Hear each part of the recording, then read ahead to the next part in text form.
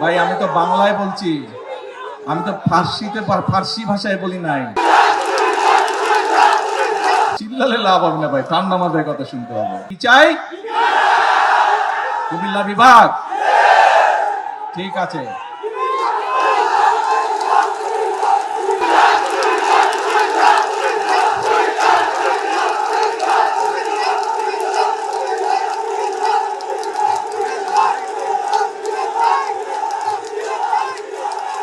কথা শুনতে হবে তো, কথা না শুনলে কেমন করে হবে?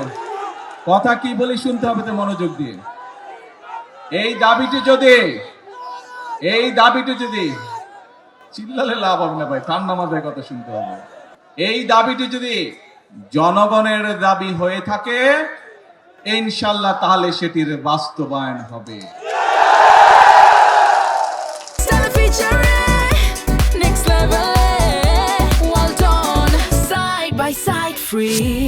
সমগ্র কুমিল্লা জেলা সহ আশেপাশের জেলাগুলোতে প্রচুর শাকসবজি উৎপাদন হয় এবং অনেক ক্ষেত্রে অনেক শাকসবজি এই এলাকা থেকে বিদেশেও রপ্তানি হয়। আপনাদের একটি দাবি হচ্ছে কৃষি বিশ্ববিদ্যালয়। আমি আগামী কয়েকদিনের মধ্যে শিক্ষামন্ত্রীর সাথে কথা বলবো এবং সবকিছু বিবেচনা করে আমরা উদ্যোগ গ্রহণের চেষ্টা করব যত দ্রুত সম্ভব। এই বিষয়টি আমরা চেষ্টা করব ইনশাআল্লাহ বাস্তবায়ন করার জন্য। কিন্তু কথা একটা আছে, ধৈর্য ধরতে হবে।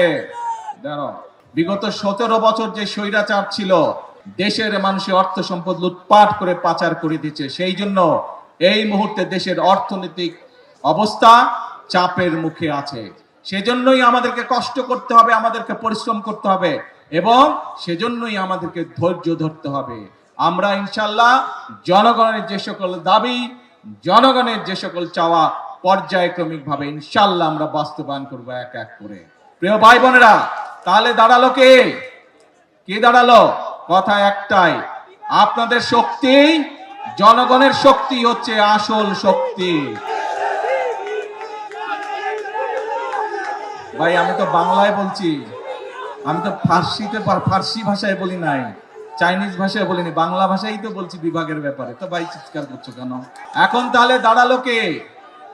আমরা বলি জনগণই হচ্ছে বিএনপির সকল রাজনৈতিক ক্ষমতা উৎস। শুনেছেন কথাটা আপনারা? সেজন্যই আপনাদের সমর্থন যদি বিএনপির পাশে থাকে, আপনারা যদি আমাদের পাশে থাকেন, আপনারা যদি সুমনের পাশে থাকেন, আপনারা যদি ইয়াসিন এর পাশে থাকেন, আপনারা যদি বাংলাদেশ জাতীয়তাবাদী দলের পাশে থাকেন, ইনশাআল্লাহ আমরা দেশকে সামনের দিকে এগিয়ে নিয়ে যাব।